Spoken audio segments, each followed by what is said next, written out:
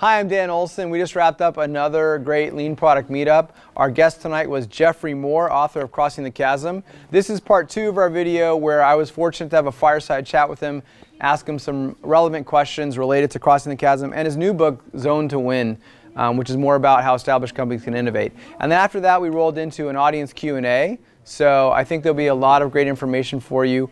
If you enjoy the video, be sure to like it, subscribe to our channel. And if you didn't watch the first video, there'll be a link to it in the card and in the description. And sign up for notifications so you get notified for future videos. But I hope you enjoy it. Thanks. So that was awesome. Oh, We did get the greatest hits, and I love the new stuff from the new book. I had a little catchphrase like "Get zoned before you get pwned." Ooh. Maybe, I don't know, trying to think of something. Okay. Trying to think of something. Product management, maybe not so much marketing communication, but yeah, there you go. All right, cool. Okay. So, can you hear me okay? All right, cool. Let's jump in. So, you've written so many books. You've written 7 books.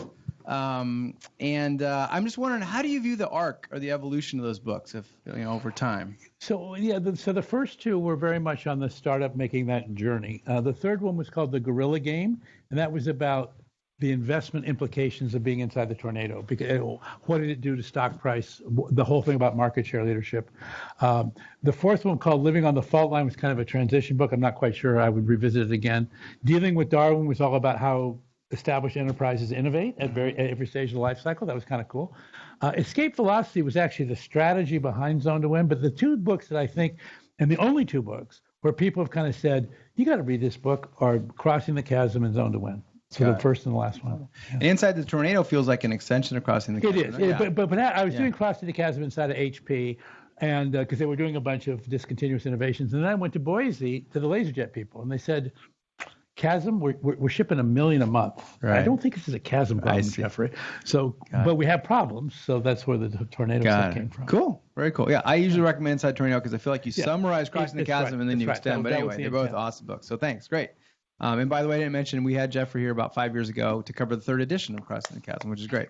Okay. All right, cool. So I love the Chasm model, and I think a lot of people here, whether they're in a startup or in an established company, when they have a new product or a new initiative, they're trying to find who is that early adopter innovator. And it's very hard. I think a lot of people just never successfully find who that target customer is. So I'm just wondering, what advice do you have for people trying to figure out who that first early adopter innovator is for their product? So the early adopter is going to be pre-chasm, right? That's going to be the pre-chasm. Right, like just the first, the initial traction. These are people who believe what you believe. So what you need to be is evangelical. This is where Guy Kawasaki was, I think, the first evangelist. So you preach the gospel. And many people are not saved, right? They don't even come to church, but a few come forward, right? And those are the people that you work with. And so, but if you're not charismatic, and it really does require kind of the entrepreneurial, charismatic personality to make that happen. Right. So if you're like, I know a lot of small startups, say you got 10 people, right? You got 6 developers, CEO, marketing person. You don't have that kind of audience, and you're out there. The way I see a lot of them is they go and they start interviewing people. Hey, we think we're marketing to this SMB in this vertical, and they go and they talk to 10, and then the product tests don't go well, and then they pivot to another one. And then they're like, what do we do now? You know what I mean? So to be fair, if a bunch of those people were doing consumer products, and to be fair, remember this model is primarily a B2B model. Sure. But in the B2B model, the CEO is the chief salesperson, and the CEO is responsible for getting the first customers. Got it. And they might have a salesperson helping them. Right. But that salesperson is not a traditional VP of sales. Right. Because there's nobody to VP. Sure. and it's all sort of like that. Yeah. That makes sense. And I guess one thing that happens is we see a lot of developer-founded companies who may not have that skill set or that ability to do that. Well, if they don't, then so I spent my Mondays at a venture capital firm. I have since 1998. So sometimes we fund a 2-headed entrepreneur, which is the technical entrepreneur. But if there's no charismatic, market creating, early adopting leader, we don't fund. Got it. You can't. You can because it's a charismatic courtship. You need to win. Got it. Makes sense. Okay, cool. Yeah. And I was just wondering, the Chasm model's been out there for a while. I'm sure you've seen a lot of people try to apply it. What are some of the top mistakes, the most common mistakes you see people make when they try to apply the Chasm model? I think lack of focus. Okay. So it's like, we picked our segment. It's the Fortune 500. Yeah. So it's like, So getting a fish to pond ratio is really the key test. Got it. So if you say, look, how much revenue am I going to make in the next 2 years? And if you say that's going to be 35 to 40% of my target market, because anything less than that, you won't really be the obvious go-to answer. So figure out how big that can be, and then get all of. You can't get. By the way, you'll never get all of your sales from your target, but you want to get the majority of it, and you certainly want to spend the overwhelming bulk of your marketing on that target market. And that amount of focus, it scares people. And by the way, they've made this big promise, we're going to redefine the future of work. It's like, well, why are you working with, this coal miners and, whatever? Well, because that's our first target segment. Yeah. So it sounds like fish to pond ratio is really about market share percentage and having a minimum. Segment share percentage. Yeah. Because the market share, the problem with market share is too big. It's an ocean, not a pond. So exactly. Okay. Yeah. So the pond. Yeah. What's your threshold? The percentage for segment share? I think if it's much less than 40%, and I would really prefer 60. Yeah. And by the way, in these marginalized use cases, 60 is not crazy. Right. The original Crossing the Chasm example is Documentum. In the first 8, and nobody ever heard of Documentum. We went into the pharmaceutical industry. They had a new drug approval submission problem where there's these monstrous documents that were taking forever just to get into the FDA, not to get approved, to get submitted. And the problem is your patent life is going away every day. So it's like $1 million worth of patent life a day. So we had the first, we got the second, about the fifth one, I think it was Glaxo, called up and said, I don't know who you guys are, but I think I'm supposed to talk to you. In 18 months, we had 35 out of the top 40 because it was just like, they're the cure. So I don't think it's crazy to want, but if it's less than 40%, then it's like, well, there's something going on, but I don't really know who the go-to players are. That doesn't pay off. Got it. Maybe you haven't clearly defined your pond then, or you're in multiple ponds. You either somebody got there before you. Right. Yeah. Someone beat you. That can happen, or you weren't as compelling as you thought you were. Got it. But if you are compelling and they really are marginalized, this is the most reliable play in all of high tech. Okay. Running that play, it just works. Yeah. And I love the phrase tonight, pragmatism and pain. I love that. That's a great phrase. Makes sense. Cool. And I think one thing related to this is I see a lot of startups, when they're trying to figure out the target market and revenue, they chase revenue, which means whoever the sales team can get to sign that check, they will take, and they can be in different pain points, different segments, different this. But do you have any thoughts on how to resist that? What that means is I achieve performance by sacrificing power. Mm-hmm. But when you're a startup, it's not about performance, it's about power. And your next round of funding will be based on how much power you have, not on your performance. And by the way, the board of directors, because we still set revenue targets, but what they don't always communicate is it's a revenue target. We want you to make the target, but it's not about the money per se. It's about the signal that money says about the competitiveness of your product and of your company. Got it. Makes sense. Cool. And you talked a little bit about minimum viable product, or MVP. I love the joke. That's like one of the most hotly debated topics out there. Different interpretations. People have violent debates online about, or within a company, that's an MVP, it's not an MVP. So I'm just curious, what's your interpretation, and what advice do you have for people trying to figure out their MVP? So MVP, and the whole lean startup market model was really the breakthrough for consumer marketing. I mean, for consumer tech, and in that model, because it's all digital, you can download the app, you can try it out, you can change it overnight, blah blah blah. The MVP and the agile model fits extremely well. In a B2B world, it doesn't fit anywhere near as well. The phrase product market fit, however, is still the problem. You're still looking for product market fit. But the amount of R&D you have to put into the product is, in a B2B market, is great enough that you have to be careful that, this idea that I can just agile iterate my way. The principle is correct, but the rhythm is a very different rhythm. Mm-hmm. You're spending much more money on core R&D than you would be in a pure consumer play.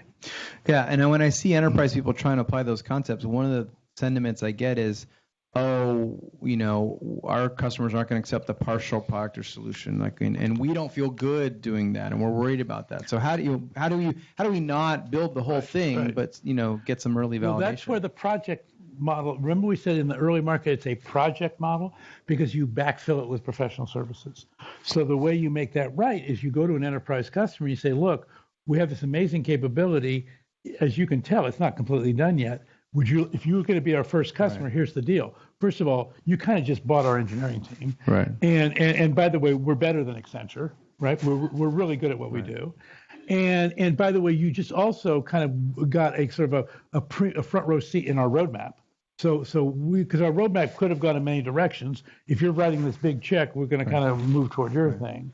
And by the way, we're not going to do this very many times, because if we do this over and over again, we'll lose our company, because we'll be dragged in 73 different directions. But for the first few customers, but the deal is it's a BHD, not an SLD. So the key to the early market, big, hairy deal. I like lots of money on the table. SLD is a shitty little deal. And the problem is SLDs want as much attention as BHDs, and there's no payoffs. Because you couldn't get any power. Whereas if you win a BHD, you won an account that IBM wanted. You won an account that Cisco wanted. You won an account that the big kids wanted, and you won it. That's the big deal. Yeah. And I think a lot of enterprise, it's basically like a private beta, ideally a paid private beta kind of thing. I think the customer thinks of it as a custom project. Right, exactly. You're getting. And what you're thinking about it is, I want a flagship account, right? And I'm getting a certain amount of quote paid for R&D, right? But more importantly, I want to create. I want to put my company's name, and more importantly, the technology's name on the map. Right. Okay. So, for example, when Sebastian Thrum won the self-driving contest at Stanford, that put self-driving cars on the map, right? And that's that kind of thing. That makes sense, and I've seen a lot of people use it. The double edge of that sword is if you pick a certain big private beta client and you realize they were anomalous, or they were not, they weren't representative of the rest of the segment or market. Well, they will be. They won't be. No, to be fair, visionary people are anomalous. Okay. The danger in the early market is when you get somebody who is a pragmatist in drag. So, in other words, they're acting like a visionary, but in fact they kind of hedge their bets and they don't really commit. And halfway in, you realize, oh dear, this is going to be an infinite amount of development, which is never going to close, because they don't really believe what I believe. Got it. Okay. No, that's interesting that you could get someone coming in looking like an early stage. Because everybody wants to be a visionary. Sure. I'm a visionary. Sure. Yeah, I can see. Sure. Yeah. Cool. Well, I think, I love your advice. I think a key capability, when I think about it, to follow your advice is market segmentation. And I was luckily, I studied it in business school a bit. Luckily here into it, I work with some people that are really good at it, so I kind of learned about it. But as I've been out there working, I don't see a lot of people like crushing market segmentation or even like trying to do it with any rigor. Yeah. So it seems like maybe a lost art. I don't know how many people were really good at it in the first place, but I'm just wondering, what are your thoughts on that, and what advice do you have for people that want to segment, and analyze their market? So first of all, the purpose of a market segment, the definition is, for at least the way we use it, it's two things. It's a group of people who share a use case and who talk to each other when they make buying decisions. So the idea behind that is the share a use case means you can therefore get a multiple return on the same R&D investment. And the fact that they talk to each other means you can start developing this segment market leader thing. If they don't talk to each other, like if it's doctors, but one's in Japan and one's in Zimbabwe, that's not the same segment, because they don't. Remember, pragmatists are saying, are you doing it? Are you doing it? Are you doing it? So we're trying to get that pragmatist thing going. So that's the key. The other thing I would say about segments is we tend to, when we think about segments, I remember doing this as a marketing guy, you go to a whiteboard and you draw a circle and you say, we're going to go after this segment. So we have this circle up here. It looks just, this is the segment we're going after. And somebody from sales will come in and say, well, I have a prospect right here. Yeah. And you kind of go, well, okay. Okay.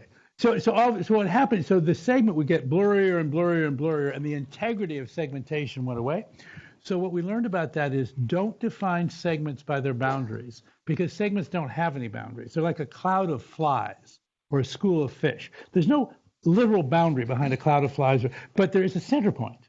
If you want to destroy a cloud of flies, you got a can of raid, you point it at the center of the cloud. So you define market segments by their center point, which means by their poster child. And what Intuit was incredibly good at, and what Procter & Gamble and Scott Cook were really good at, is poster child segmentation. So the poster child, the persona, the persona linked to the use case. Right. Okay, great. That makes sense. Cool. And then got it. Yeah. Sounds good. Any tips for how to formulate your initial hypotheses about those segments, about those centroids of the free segment? I think from the early market, before you cross the chasm, remember you don't segment until you want to cross the chasm. Okay. So in the early market, you're still kind of discovering stuff. You do try to get some signals like, wow, that seems like that's the hot one. You're looking for the pragmatist in pain signal in the visionary's account. Well, the visionary is not a pragmatist in pain. They're off changing the world. But when you actually go into the account, you're kind of keeping your eyes out for that.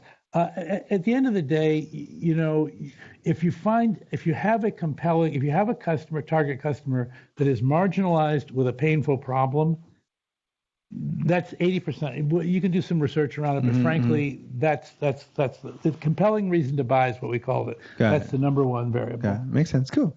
And then I think it's related to zone and win. I've seen, just like there's a technology adoption life cycle, I feel like there's a company life cycle where companies they're good at, like you said, good at zone one, and then maybe they build zone two. But the way I see it is, they over time it becomes more risk averse. They become market leaders, and then it's like the culture of the company changes, the mindset of the people, the skills change, and in many ways they kind of lose their ability to innovate. And then you realize, oh geez, we're stalling our top line growth. Let's start innovating now. Right. Do you have any advice? I mean, your book, your zones, is obviously an advice to do it. But how to put that off as long as possible or avoid that? Well, it's interesting. So if you think about the zone model from the point of view of a startup, you could sort of blur your eyes and say, startups start in the incubation zone. Right. Their first transformation is actually crossing the chasm when they actually become a viable company. Tornado is their first performance zone. Right. Makes sense. And Main Street is really the first time they need to make sure the first time around the monopoly board, kind of. So now the problem is they want to go around the second time, but now there's an enormous amount of inertial momentum and financial return from zones 3 and 4, and now we're trying to do it the second time. So, but the answer is and by the way, you can say if you don't manage the incubation zone separately, and the book talks a lot about how to take the venture capital operating model and do it, and most companies don't. Most companies kind of manage the incubation zone as a sort of a performance zone light. It's not how venture capitalists manage things. So you really have to do that right. But I think that's a solvable problem. But the transformation zone the second time around, that's the showstopper. Got it. So you have to do it to survive the first time, I guess, exactly, right? So it's survival, and the second time you already survived, you're thriving, and it seems like it's a threat, I guess. Exactly. I got very it. much Okay, so. Makes sense. Cool. One of my favorite. By the way, it's not just you. Your customers are giving you this message. Right. Your partners are don't do this. Don't do this. Right. Right. Yeah. Okay. Right. Got it. Makes sense. Great. I think one of my favorite concepts is the bowling alley, and especially with B2B clients, like if they've landed in a certain thing. And basically in the bowling alley, I don't know if each pin addresses a particular benefit for a particular segment, right? And you're trying to figure out what's the head pin and knock it down either segment by segment or benefit by benefit. I see a lot of enterprise companies, they struggle with figuring out the best strategy, how to tackle several possible verticals we could go after and grow. And so I'm just wondering, what advice do you have on figuring out, the head pin, and then once you've nailed the head pin, what the next best pin is? Right. So the idea behind the bowling alley was, because the problem was we're saying, well, after you win the first segment, what do you do now? So that when you've actually dominated a segment, you have two assets. One is you have an incredible reputation in the companies in that industry, for one thing, but it's a very positive reputation. And the second thing is you have a micro ecosystem that is really good at that solution. So the two places to go are either, can I take my reputation and do other use cases in the same industry? Can I take my whole product delivery ecosystem and take this use case in other industries? Right. So it's either same industry with new use cases or same use case with new industries. And that's the bowling alley principle. And you can do that for quite a while. There comes a point where the market starts saying, well, that's an awful lot. At some point, if there's too many verticals, it goes, what actually happens is either you go horizontal, which is the tornado, or, and you see this a lot in tech, you're one vertical forever. You're Viva, and you're never going to leave healthcare. That's what you're going to do. And so, either. By the way, that's not a bad outcome, as long as you're willing to have a company that's like sub $500 million. Which, what the hell? Why not? I mean, you can buy a lot of vacation homes with that company. Yeah. Okay. But it's not Sure. It's not getting to the tornado. Yeah. At that point. Got it. Well, so since so many companies, do you have any advice on? Okay, we've nailed the head pin. How do we navigate and figure out which vertical opportunity is the best? The real problem is, how do you organize the performance zone in a vertical market, and how do you play the vertical versus the horizontal? And because normally you organize your sales distribution geographically, which means it's a horizontal model. And then the question is, do you put the vertical in as another sales channel? Or do you put it in as another product line? Are we going to have a healthcare product line, or are we going to have a healthcare sales channel, right? Right. And to do both is too granular. So that's still an art that's emerging. And my current, I think the best working model right now is probably make it a sales channel, but put a general manager, not a sales leader, in charge of it, meaning that person influences the whole product. They have a product management function, even though they're a go-to-market channel. But that's still an emerging for the startup. It's not a problem, right? Because it's the whole company. But at Salesforce, for example, they're going after financial services, and they're going after healthcare, then they're going after manufacturing and these other ones. And as you do that, you have to figure, well, how the hell do we organize around that? It's a real challenge. Got it. Okay. And then last question, I guess, here is, we basically talked about, many companies have one product that moves through the stages of the chasm. What about when your company has multiple products and the products are in different stages? If you're in that situation, what advice do you have for that? By the way, even one product can be in multiple stages in different things. This is where this room has to assert leadership, because there is a variety and there are multiple playbooks. And so you have to advocate as the product manager, in this geography or in this industry, in this year, this is the playbook we should be running. And I want, as a product manager, to help the product marketing be appropriate for this play, the lead pipe gen, the sales motion, the customer success motion. Now, you don't run those orgs, but you are the quarterback. I mean, because by default, because you're the only person that sees it all. And so even in an organization, and a lot of times the product manager is subordinated, either, well, you're really just a part of engineering, or you're really just a part of this. It's like, no, you're not. No, you're kind of a mini general manager. That's the only way you can actually make that role pay off. And even when your peers are going, well, who the hell do you think you are? It's like, well, I think I'm a product manager. I mean, just because really the product manager has always been the center of high tech. That is the fulcrum of which high tech spins. And so, yeah, even if the role is not being honored in your company the way you might want it to be, doesn't matter. You should honor the role.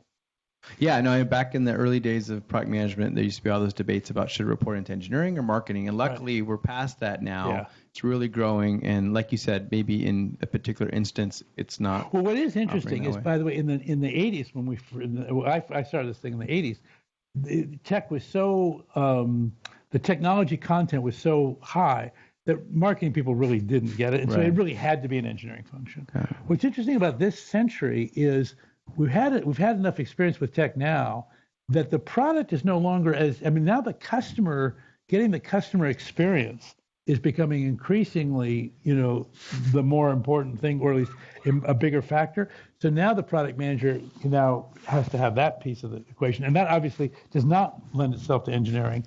That lends itself to, one of the challenges you have in this room, though, with the Agile Scrum stuff is, if you're supposed to be participating in scrums that meet every 3 weeks, when do you go see the customer? Yeah. And you've got to be out of the building.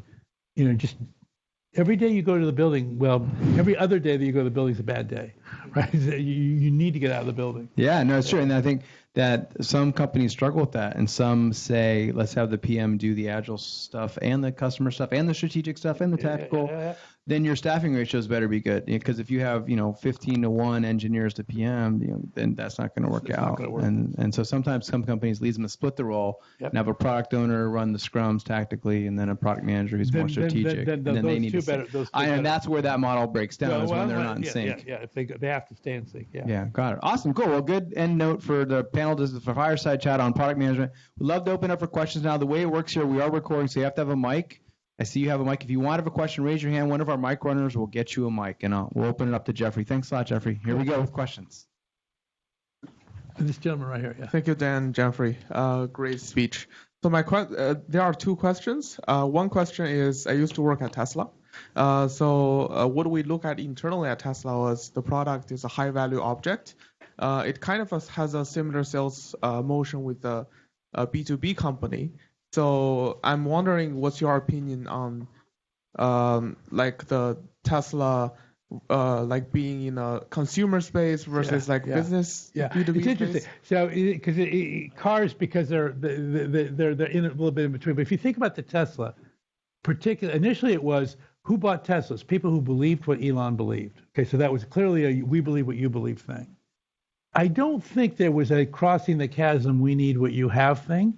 But now it's like, at least in this area, I want what they have. So there's a kind of at least a geographical tornado. I mean, I think of a Tesla sort of like a Palo Alto Prius. I mean,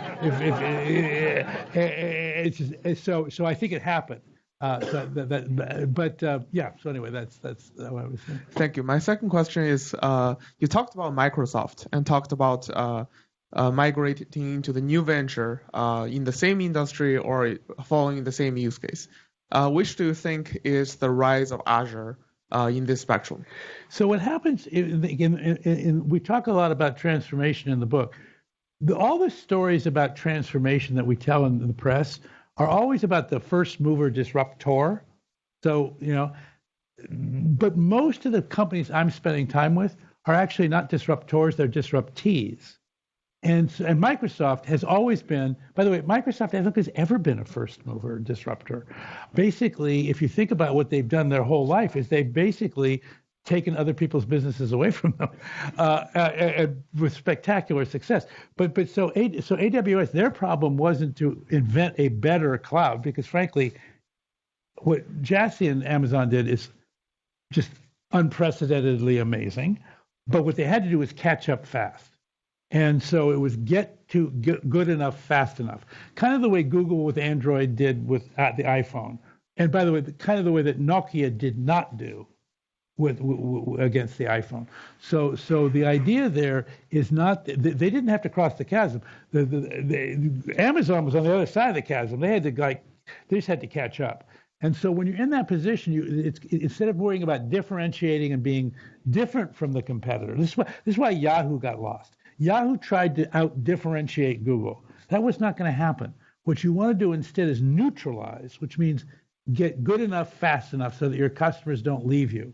And then at some later point, you have to figure out, okay, now I've bought time. Now what do I do? And if you look at Microsoft, what they've done with Azure is Azure is now the favored cloud for CIOs. AWS is clearly the favorite cloud for developers. And so that's kind of how they're playing the game. I don't know how do okay? But yeah, why don't you sit up? Why don't you be? Because otherwise, it'll be unfair. Okay, good. You figure out. Okay, good. Thank you so much, Geoffrey. It was really good to get all the nuggets here. My name is Neeraj Mathur. I run product at a small fintech startup. My question to you is: as many startups go between being from the early market to in the bowling alley, you get in a very interesting spot where you believe that you've actually found the product market fit, and you want to expand from being a direct sales to a VAR-based or some kind of reseller distribution model. What advice do you have from a marketing standpoint for a company in that spot? Yeah, so most companies go way too fast away from direct, this is B2B, or way too fast away from direct sales. Because when you go from direct to indirect, basically your power evaporates. Now, if your power can permeate the indirect channel, then you've expanded your power base.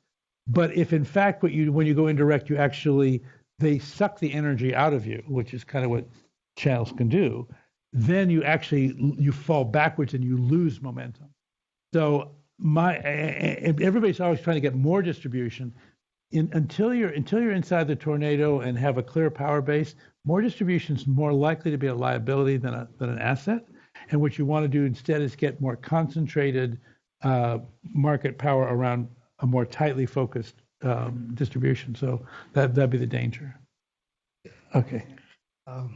Hi, Geoffrey. Thank you for coming, and thank you, Dan, for organizing Lean Product Meetups.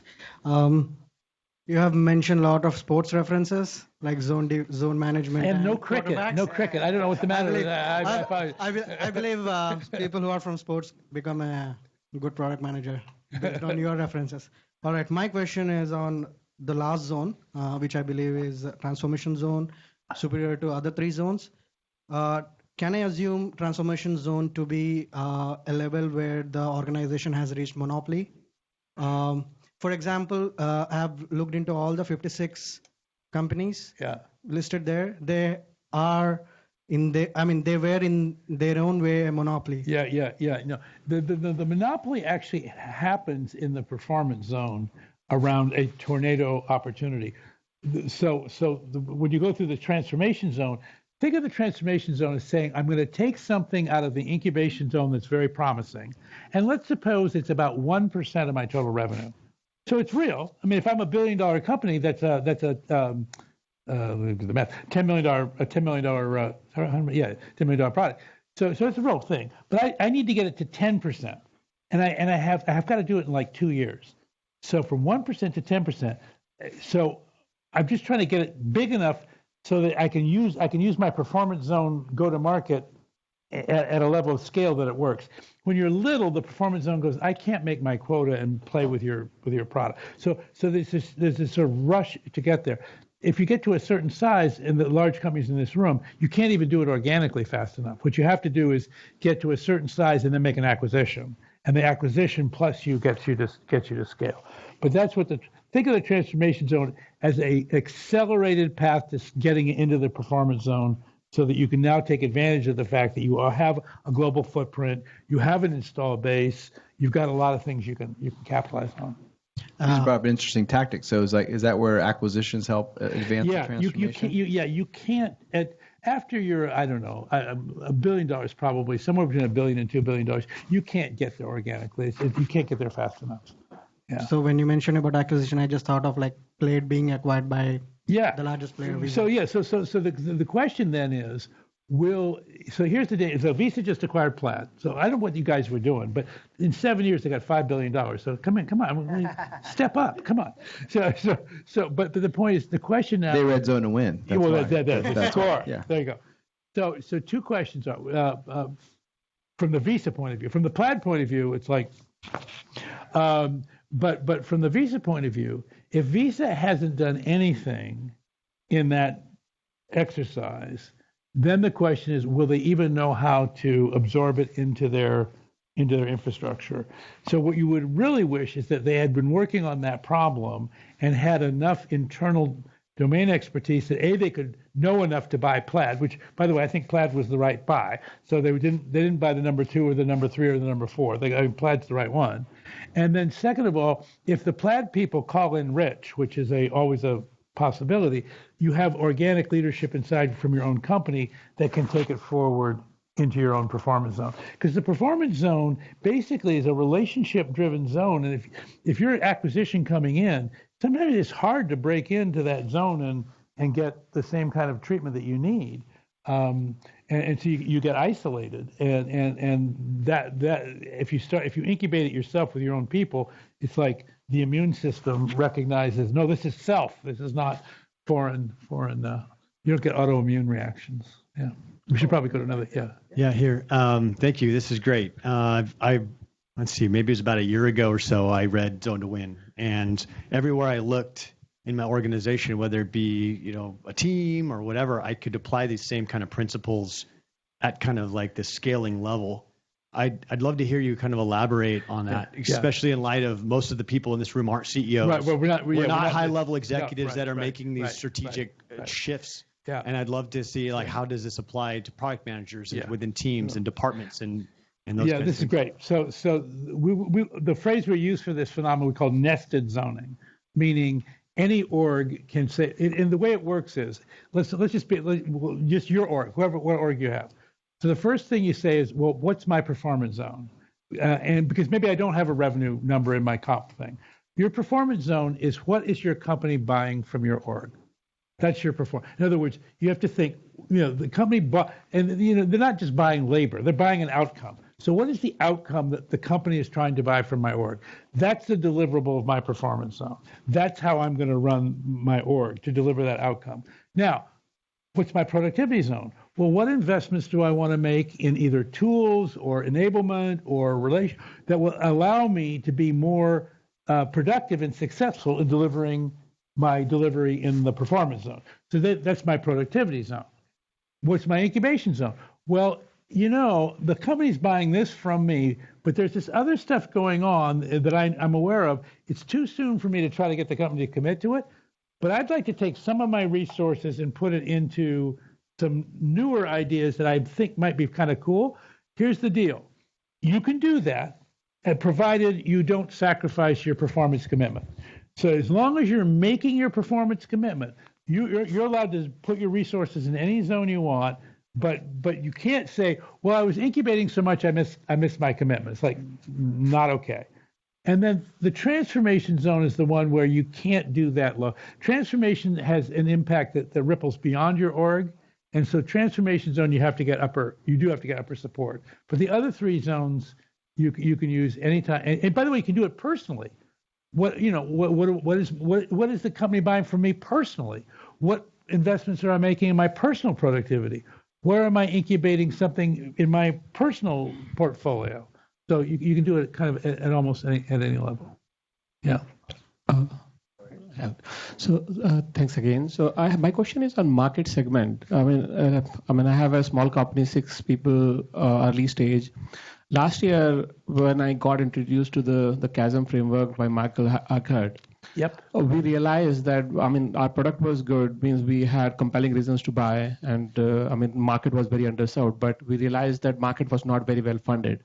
So we were already into testing the market 8 months into it. Then we realized that if we really kind of, go all in, then it may still work. And we still are in the dilemma whether should we change the target market or should we still continue to kind of test it further. Okay. So what's your recommendation of those? So I think one of the keys to that chasm crossing use case target segment is something we call trapped value. I said pragmatist and pain, but let me try another version of it. Meaning, this is a business process in an industry that's broken. As a result, it's not just that the department that runs the process is struggling with it and is unproductive. The whole enterprise is at risk because this process is underperforming. It's actually putting the entire value proposition of the entire enterprise at risk. So there's an enormous amount of trapped value in this process, meaning it's holding a lot of things back. In that situation, there's money. Because basically, the money is the money that's trapped in this underperforming process, and therefore you don't have to worry about is it underfunded. But remember, when you're crossing the chasm, people don't have budget literally for your product; they're spending it in some inefficient way elsewhere. But what you say is, guys, and by the way, you're spending the money. B, it's not working. And C, if you don't get this thing solved, here are the implications for you. And if you come back and say, you know what, we say those words, but the customer kind of looks at us like dogs watching television. They're sort of like, and then you realize, okay, you know what, maybe there's not as much trapped value as we thought. Okay? Because if the value is trapped, then people do not like to stay in pain. They particularly marginalized people, like, come on, get me out of here. Get me out of here. No. All right, why don't we do the last 2 questions? You got one there? Yeah, hi there. So I run design for emerging technology actually at Salesforce. Cool. I was one of the founding team members of the Industries Group, and just a couple of years ago on our yet-to-be-released blockchain product. Yes. And so I'm just curious. The question is more about culture. Yep. We spent $15 billion buying Tableau and then MuleSoft, $7 billion. How do you maintain a culture of innovation at a large established company? when you have kind of a prescribed practice of going out and buying innovation? Well, so by the way, so at the scale that Salesforce is at, that is the way. I mean, look, if you're 16 billion going to 20 billion dollars, we're not going to do that organically. It's just not going to happen. So, but that doesn't mean you're not innovating, because you guys do innovate. What you want to be able to do is seed the innovation internally. And if you say, so let's, and I don't think Salesforce lacks a culture of innovation. I think I don't think acquisition and innovation are incompatible with each other.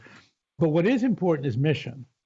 So the way, if you want to keep a culture innovative, the issue is you innovate around problems or missions. You don't innovate around products and technology. I mean, the literal innovation happens around products and technologies, but the point of the innovation is to be in service to a mission or in service to solving a problem. As long as your culture it has that orientation, then you will continue to innovate.